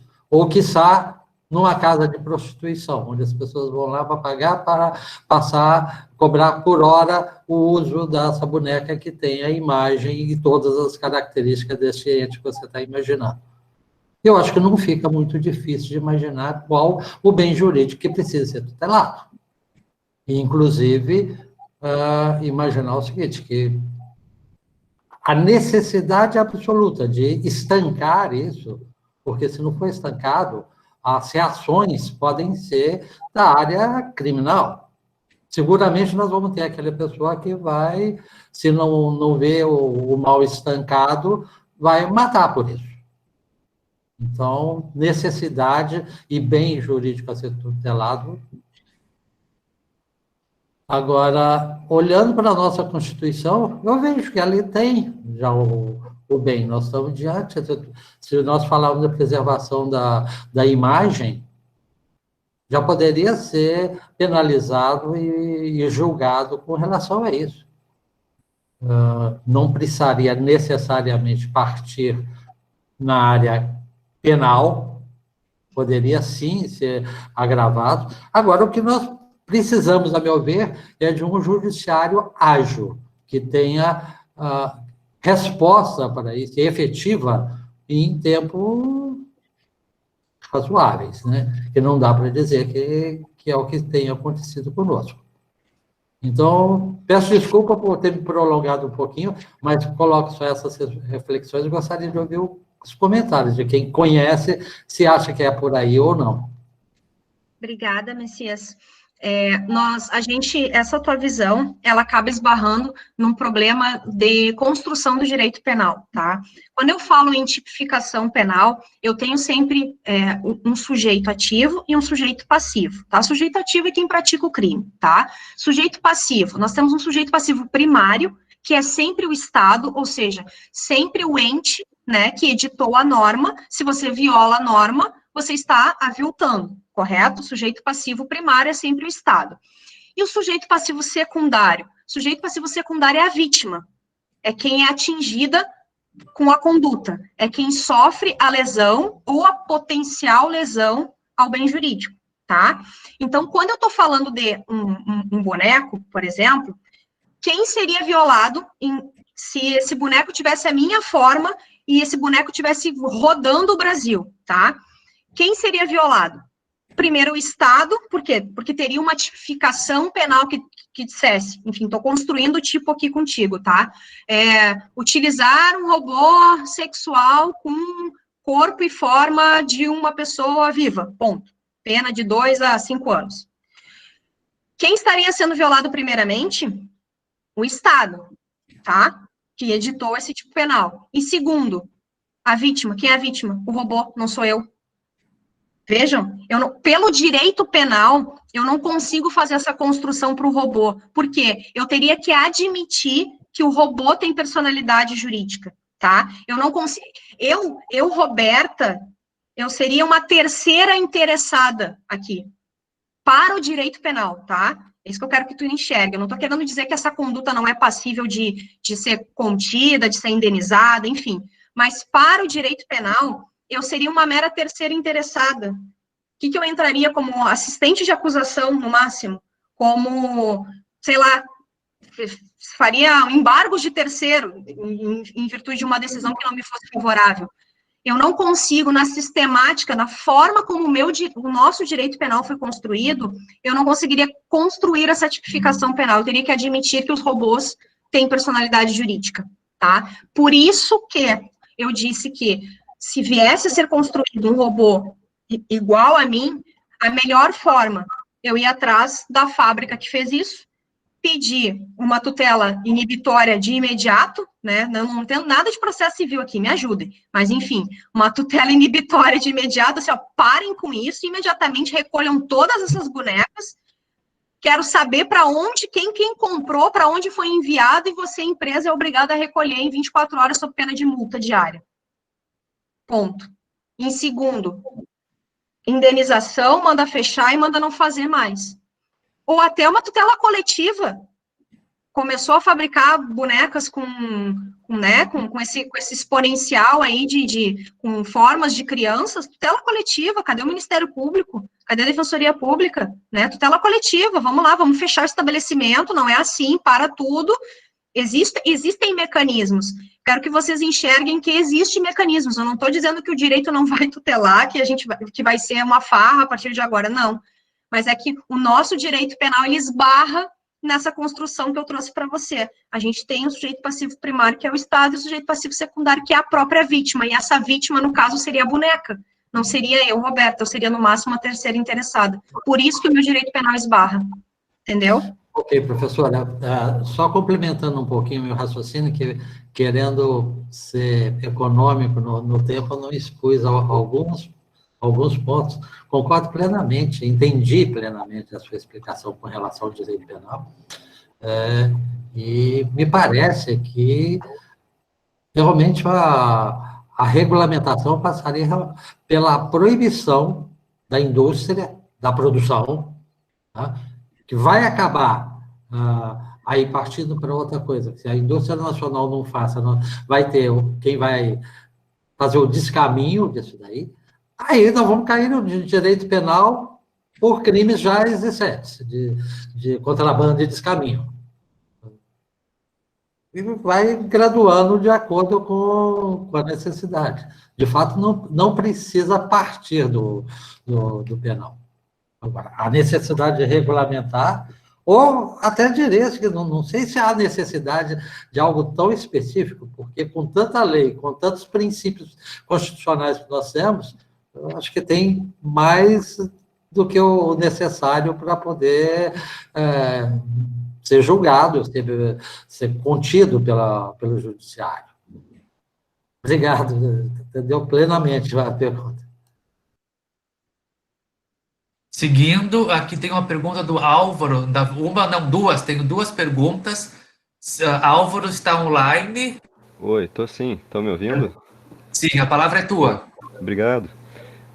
Queria agradecer também aí a professora Roberta, eu concordo totalmente com tudo que foi exposto até agora. Eu até achei que seria defendida a criminalização, mas fiquei feliz que não, porque eu acho que tem que ser livre mesmo, né? Eu acho que é uma questão econômica. E queria perguntar o seguinte, daí, aproveitando a pergunta do Messias, isso é uma das duas perguntas que eu tenho. A primeira é a seguinte: existe algum país que já disse assim, esse é um produto proibido, e que daí tornaria contrabando a importação de uma sex doll, de uma boneca sexual para dentro desse país? Que eu saiba, por enquanto, não, Álvaro. Eu sei que nós temos 4 empresas que fabricam esse material, são poucas, tá? As 4 sediadas nos Estados Unidos. E até procurem, a Harmony é uma das principais bonecas que a gente tem atualmente, a Roxy é a outra, a Dolls é a outra, a quarta eu não lembro agora, mas proibição a gente não tem ainda, porque o principal problema seria pela utilização de imagens de pessoas que já existem, né? Ou seja, a reprodução do rosto de uma pessoa que já existe. Isso essas empresas não estão fazendo. Não estão fazendo, tá? Elas estão reproduzindo qualquer foto, qualquer coisa, mas não de pessoas aí que estão entre nós, aí, porque isso aí esbarraria totalmente, aí feriria totalmente os direitos da personalidade em qualquer país do mundo, né? Então, as empresas estão se resguardando nesse sentido. Eu não sei se existe questões aí de barreiras de importação desses produtos. Aqui no Brasil, que eu saiba, não é proibido, tá? Você pode importar uma boneca dessa, não vai ser barato, porque você vai pagar a boneca, mais o imposto de importação, e você ainda vai ser responsável, isso vai ser, né, você é responsável por aquilo. Então, se este equipamento vier a causar alguma lesão, você vai responder aqui no nosso país civilmente por isso, com certeza, né? A outra dúvida que eu tenho é como é que está a questão da inteligência artificial atualmente e da articulação dessas bonecas. Porque olhando no Google Imagens, dá para ver ali que são tipo assim umas Barbies grandonas, né? Essas bonecas, elas ainda têm elas ainda são muito sexualizadas, tá? Por isso, elas são muito voltadas para este mercado ainda, de entretenimento adulto, tá? Então, elas são muito sexualizadas, ainda é muito incipiente a construção de robôs com pessoas que fossem do nosso dia a dia, tá? Isso é muito incipiente ainda. Mas a questão da inteligência artificial, ela ainda é bem recente, tá? Essas bonecas, elas são capazes aí de reproduzir som, por exemplo, então você pode programar a boneca para te receber todo dia, boa noite, meu amor, quero uma cerveja. É uma programação, entendeu? Ela é capaz de fazer isso. Ela é capaz, por exemplo, de, se toda noite você pede para ela fazer isso, a inteligência artificial dela já vai se adaptando a todas as particularidades que você vai pedindo. Então, a inteligência artificial vai reproduzindo, Big Data, machine learning que a gente tem aqui. A máquina, é o aprendizado da máquina. A máquina aprende com aquilo que você programa. Ela vai aprendendo os teus horários, os teus gostos, as falas, tudo. Isso a gente tem. O que a gente não tem ainda, tá, é a forma, a boneca andando, falando, se movimentando, tudo como seria uma pessoa, isso a gente não tem ainda.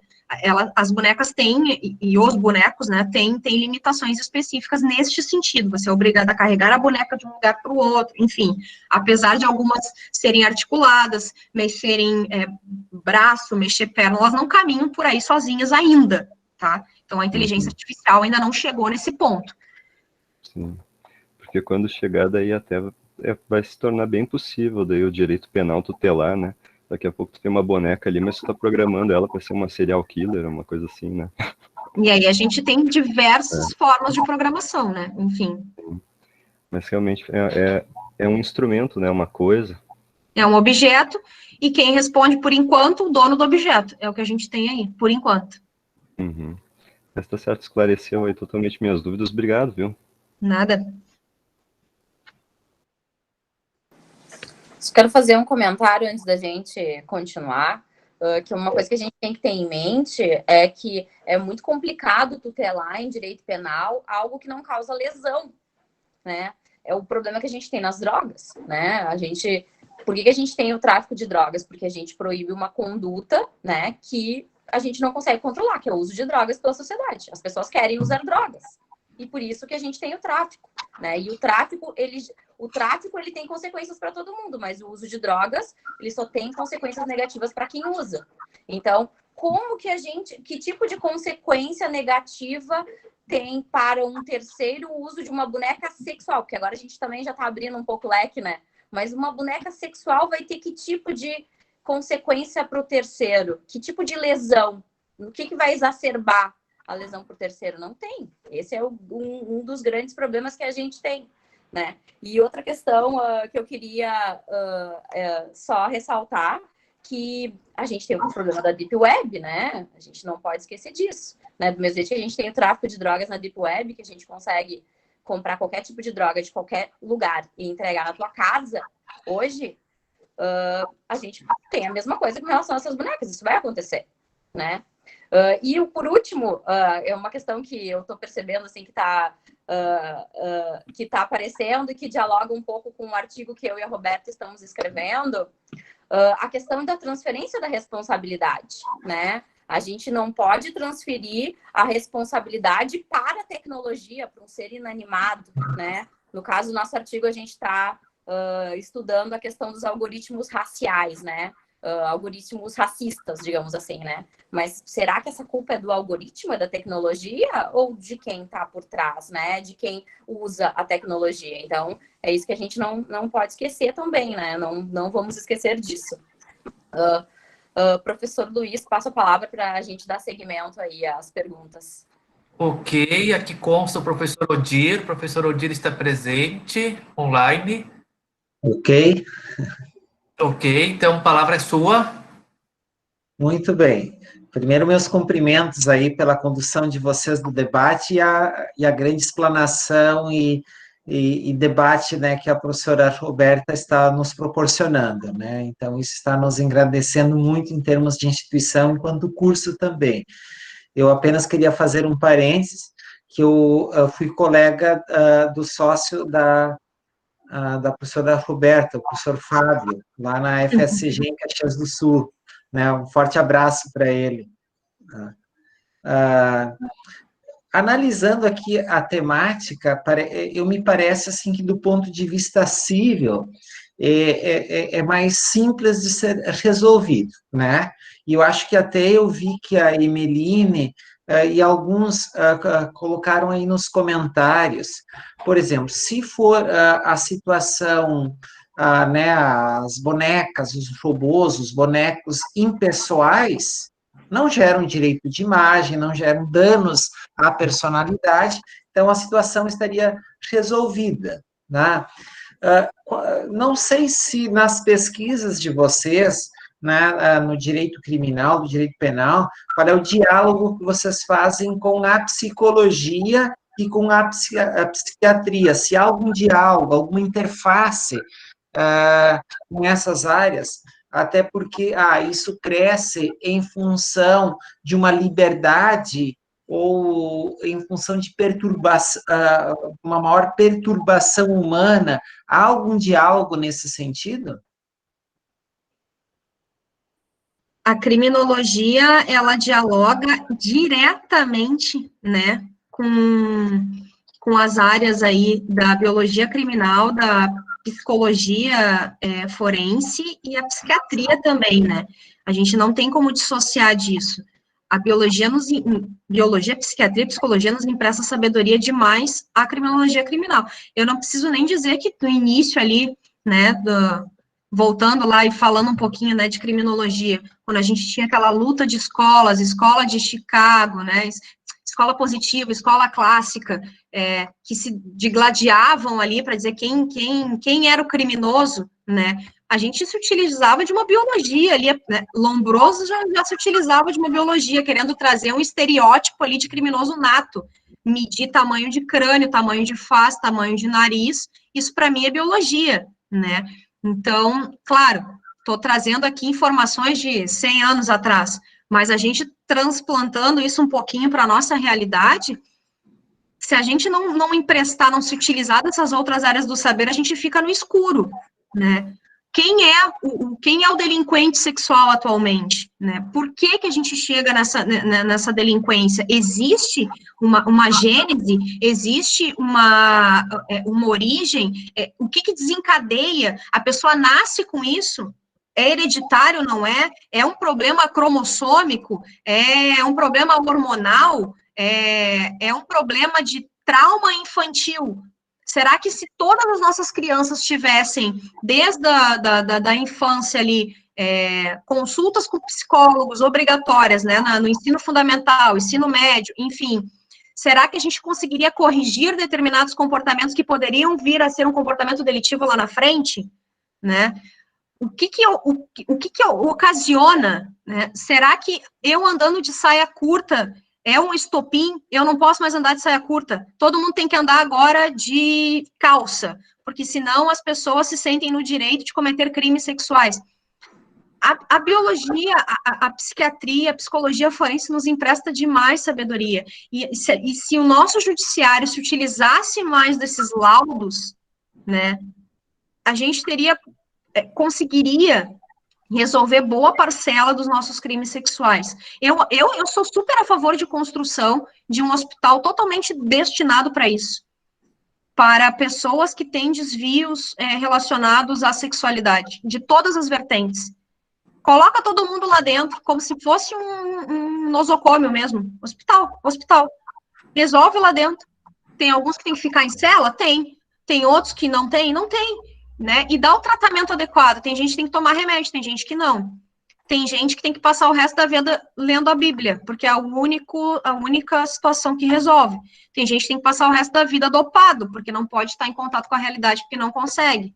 Né? Eu acho que a gente trata esses crimes, né? Primeiro que tem todo o pudor, tem todo um problema envolvendo isso, né? E é como o colega falou aqui também, tem toda uma questão religiosa também, né? Tem toda uma questão patriarcal, tem muitas coisas que envolvem isso, mas a gente resolveria se a gente não quisesse colocar todo mundo dentro do mesmo saco, porque nós somos diferentes, né? E nem todo mundo é o mesmo tipo de criminoso, até os criminosos são diferentes entre si, e a gente precisa saber disso, a gente precisa tratar desta forma. Se a gente continuar colocando todo mundo dentro do mesmo buraquinho, a gente não vai resolver o problema. Então, eu acho que para esses crimes em específico, né, crimes sexuais, crimes contra a dignidade sexual, crimes que envolvem crianças, adolescentes, né, e que tem essa temática de sexualidade envolvida, a gente tem que dar um tratamento diferenciado. O indivíduo deveria ser acompanhado de psicólogo, psiquiatra e dentro de um estabelecimento próprio, que não é o sistema carcerário. Não resolve. Ele vai virar mocinha lá dentro, ponto, só. Que é o que a gente sabe que acontece na prática. Até porque tem algumas situações que eu acompanho mais à distância, porque eu não atuo na área criminal, né? O que eu observo? A pessoa cometeu um crime e foi recolhida, passou 10, 15 anos recolhida e não teve nenhum tratamento do ponto de vista, ou acompanhamento, né, do ponto de vista da psicologia, do ponto de vista da psiquiatria, e depois ele retorna para a sociedade, mas o Estado, de um modo em geral, nunca avaliou e nunca tratou daquele indivíduo, né? Então, até no sentido de que, às vezes, as pessoas, ele é reincidente, mas alguém avaliou, alguém acompanhou esta pessoa durante todo o período que ele esteve recolhido. Eu acho, assim, uma temática bem pertinente essa questão e dos diferentes diálogos, né, que o direito ele precisa fazer com as demais ciências humanas, sociais, da saúde. Muito Sabe, obrigado. prof, que a nossa lei de execuções penais, ela é datada de 84, né? E lá em 84, a gente já concebia, né, já dava aos presos de antemão que ele teria direito a uma assistente social, a um médico, a um psicólogo, desde 84. Então, a gente volta, parece que é sempre, a gente vai e volta para o mesmo ponto, né? Nós temos a lei, ela só não é cumprida, né? No estado do Rio Grande do Sul, eu acho que nós temos, se nós tivermos aí 10 psicólogos atuando em execução penal, é muito. Quantos estabelecimentos prisionais nós temos aqui no estado? 50? 60? Sabe quantos presos nós temos atualmente aqui? Mais de 40 mil, só no Rio Grande do Sul.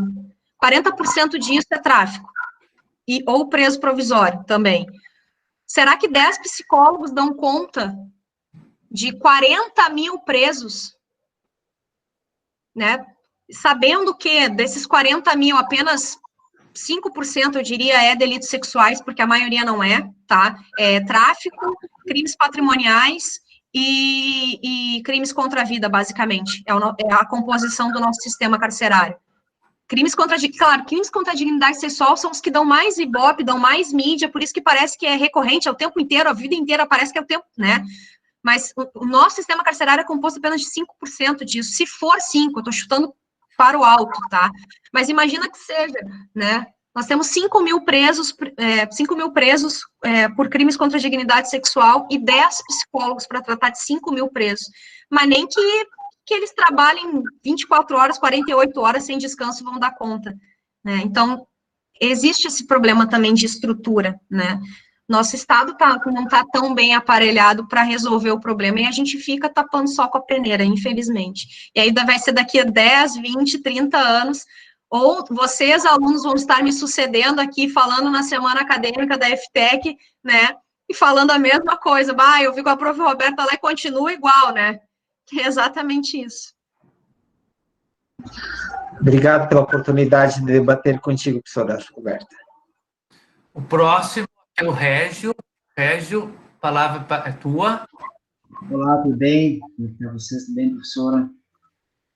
Na verdade, eu queria só uma observação, um questionamento, a questão dos robôs sexuais, né?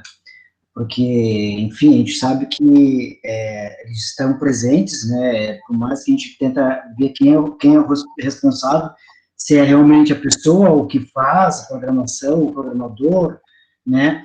E também vai muito além, não se trata só do dano físico que os robôs sexuais podem fazer, né? Mas também a segurança. Um exemplo assim, que eu posso dar,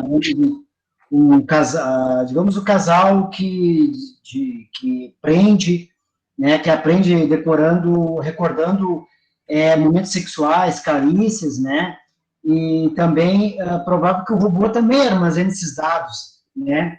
E essa quantidade enorme de informações que vai ficar dentro da memória do robô, será uma regulação para garantir que esses dados não sejam privados, e se os hackers também não vão ser vulneráveis aos hackers, né? Se realmente isso vai ser regulado ou não, e se o Estado também pode fazer essa intervenção no sentido da área criminal, utilizar esses robôs, né, como aparelho de vigilância até para os delinquentes sexuais, né? Então, na verdade, seria meu questionamento, se realmente haverá ou tem uma regulação, né, para cuidar desses dados, que provavelmente esses dados vão ficar vulneráveis até os hackers, né, porque as pessoas vão utilizar os robôs, né, para se fazer sexualmente, e também se o Estado vai fazer esse uso desses robôs sexuais, né,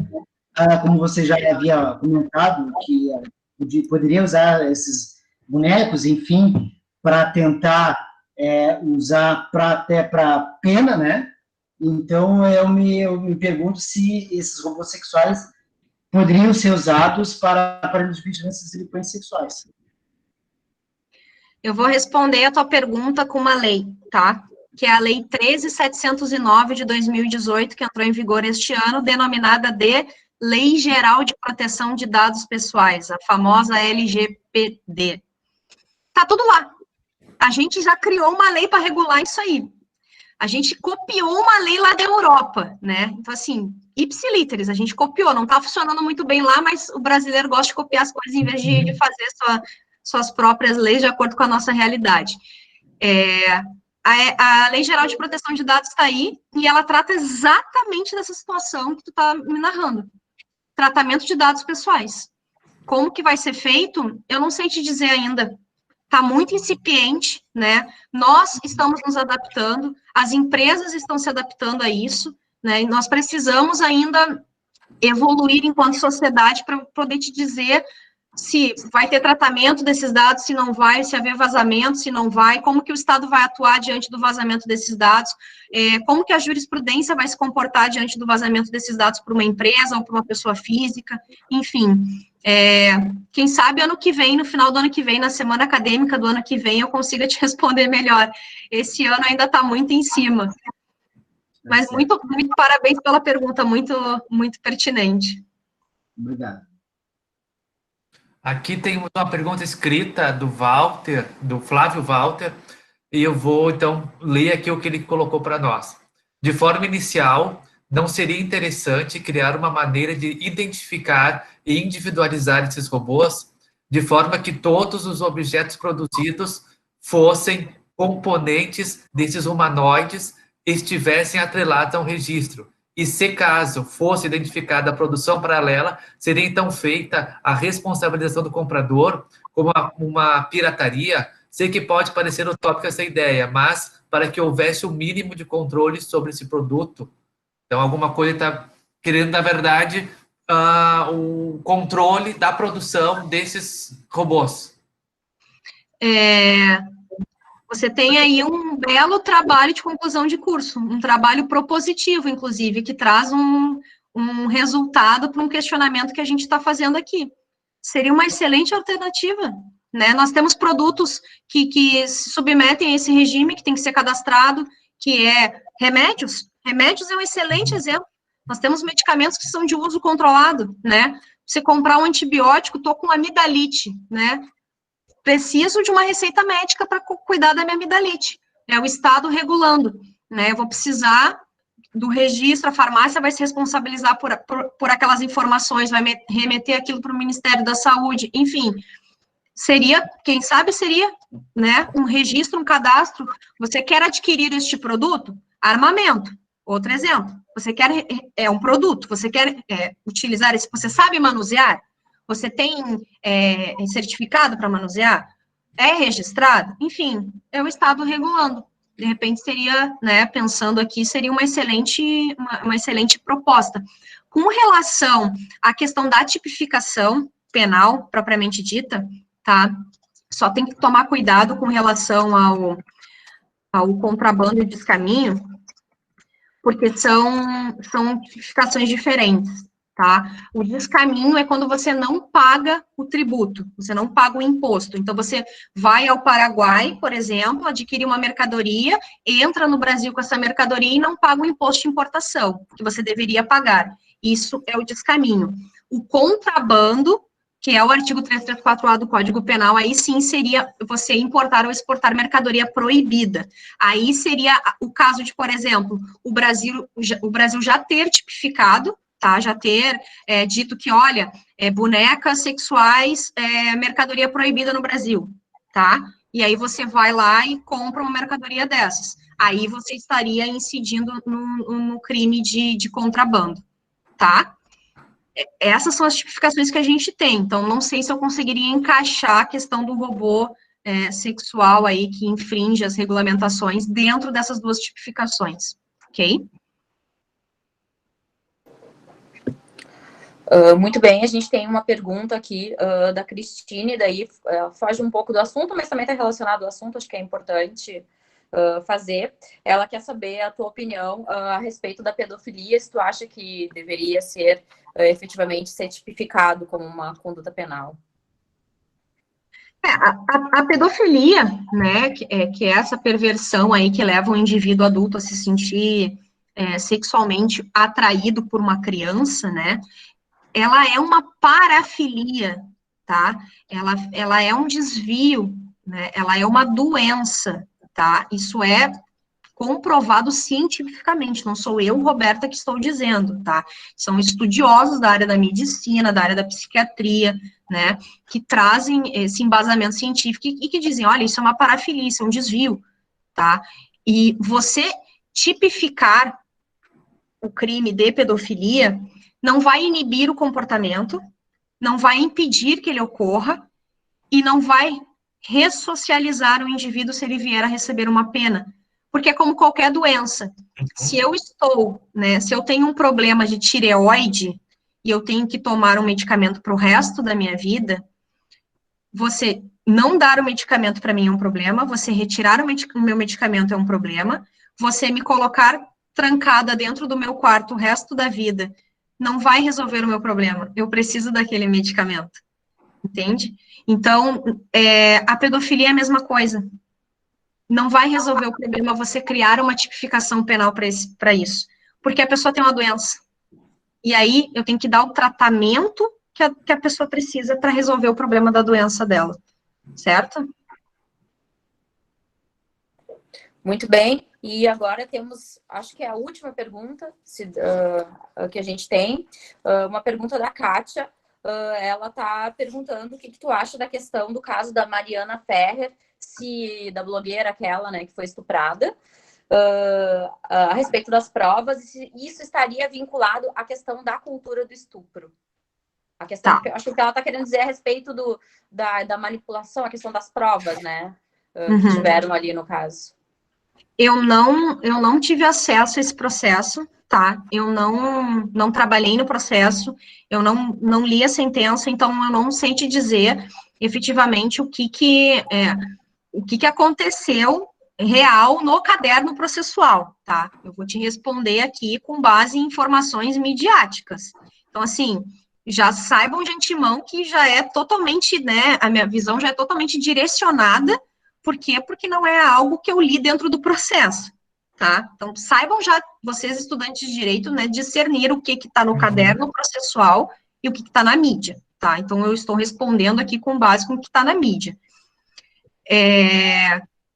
Pelo que houve ali, ela tem um vídeo dela, né, dentro do carro, entrando e saindo muito bem, caminhando, né? Para alguém que está dopado, é meio difícil, tá? Ok, guardem esta informação. Segunda informação, juiz em direito penal decide com juízo de certeza. Ponto.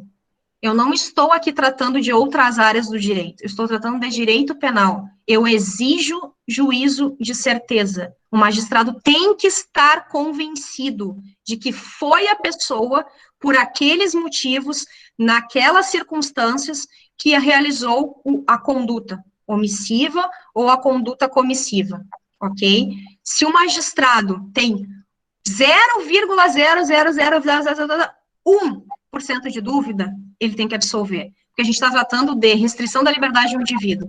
A gente não está tratando aqui de você não poder assistir o jogo do seu time no final de semana. A gente está tratando de restrição de liberdade do indivíduo. É algo muito, e claro, e toda a gama que vem com isso. Suspensão de direitos políticos, enfim, inúmeras outras circunstâncias, tá? Então, o magistrado decide com juízo de certeza. Provavelmente o magistrado não estava, tá, com um juízo de certeza e absolveu, tendo por base um princípio basilar de direito penal, que é o indulto pro réu. Ponto. É o que eu consigo te responder com as informações que eu tive a partir da mídia, tá? Talvez se eu tivesse lido o processo, eu tivesse uma visão diferente. Certo. Acho que não temos mais perguntas, né? Bom, então, Roberta, queria te agradecer pela disponibilidade, por ter vindo aqui conversar com nossos alunos. Eu tinha certeza que o assunto ia ser extremamente instigante, ia produzir muitos questionamentos, né? Ia deixar. Eu tenho certeza que todo mundo vai para casa agora. Para casa não, né? Tá todo mundo em casa, mas vai todo mundo ficar pensando sobre todas essas questões. Eu tenho certeza que tu vai voltar para nossa instituição, né? A Roberta já teve, para quem já foi meu aluno em filosofia do direito, ela já teve conversando com os meus alunos a respeito de teoria da decisão, né? Que é o tema de doutorado dela. A Roberta sabe, é a dona da teoria da decisão, né? Então, com certeza, eu sei que tu ainda vai voltar para nossa instituição. E queria te agradecer mais uma vez, né, por ter respondido todas as perguntas. Eu gosto sempre de trazer palestrantes que são professores e que gostam de falar, estão acostumados a falar com a graduação e entendem, né, como pode ser amplo as dúvidas dos alunos. Acho bem importante isso. Então, mais uma vez, muito obrigado. Mais uma vez, obrigada por mais essa parceria, né, mais esse momento. Tenho aqui várias pessoas, alunos fazendo comentários, já perguntando a respeito do nosso GT, né? Para quem não sabe, eu e o Roberto estamos coordenando um GT no Congresso Internacional de Ciências Criminais na PUC, vários alunos têm trabalhos aprovados, então vão te encontrar em breve, né? Para fazer vários comentários aí. Professor Luiz Felipe, tuas últimas palavras aí para a gente fazer o fechamento da noite. Agradeço, faço minhas as tuas palavras, agradeço a participação, a presença da professora Roberta, que abrilhantou a nossa noite, trazendo mais questionamentos e dúvidas para continuar pesquisando, se interessando e mergulhando no direito, e essa grandeza que é o direito ele nunca termina, ele é infindável, a sociedade evolui, as dúvidas surgem, e o direito está aqui, né, para prestar, para nos auxiliar na nossa convivência. Então, agradeço, desejo sucesso e até a próxima. Muito obrigada, agradeço o espaço de fala e espero retornar em breve aí para a instituição, é sempre um prazer.